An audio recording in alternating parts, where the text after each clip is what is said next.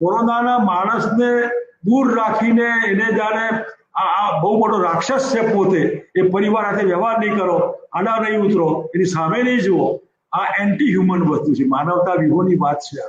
એટલે આવા ઘણા બધા હિસાબ કિતાબ કરવા વાળા બી હોય કે આને કોરોના તો સારું છે, એટલે આવું ના હોય. કોરોના તો કોઈને બી થાય તો નહીં સારું. એટલે આવી રીતે જે સમાજ દૂષિત છે આપણો, એને ધ્યાન રાખવાનું હોય કે તમે કોઈને બી કોરોના હોય, પોઝિટિવ હોય તો એને સહાનુભૂતિપૂર્વક વિચારવાનું. એ દુશ્મન ન હોય, તમારે એને મારી નાખવા માટે વસ્તુ આપો તો દૂર આમ તેમ કરી કરે, એવું ના હોય. જે થતું હોય એમ થાય. અને એટલે ઘરમાં એક પરિવારમાં જેમ હોય એમ તમે મોટો પરિવાર સમજીને ચાલીએ તો કોરોનાને માત કરવામાં બહુ પ્રોબ્લેમ નથી. કોરોના બી ડિસીઝ છે, એટેક આવે બી એમાંય બચી જતા હોય છે લોકો, કેન્સર હોય એમાંય બચી જતા હોય છે, અને ઘણા બધા કિડની રિપ્લેસમેન્ટમાં લોકો બચી જતા હોય છે. એટલે આવું નથી. એમાં તમે ફિઝિકલ ફિટનેસ તમારી હોય, સારી ટ્રીટમેન્ટ મળે, અને જે સાવચેતીના પગલાં જેને કહેવાય એ તમે લીધા હોય તો તમને કંઈ નથી થવાનું.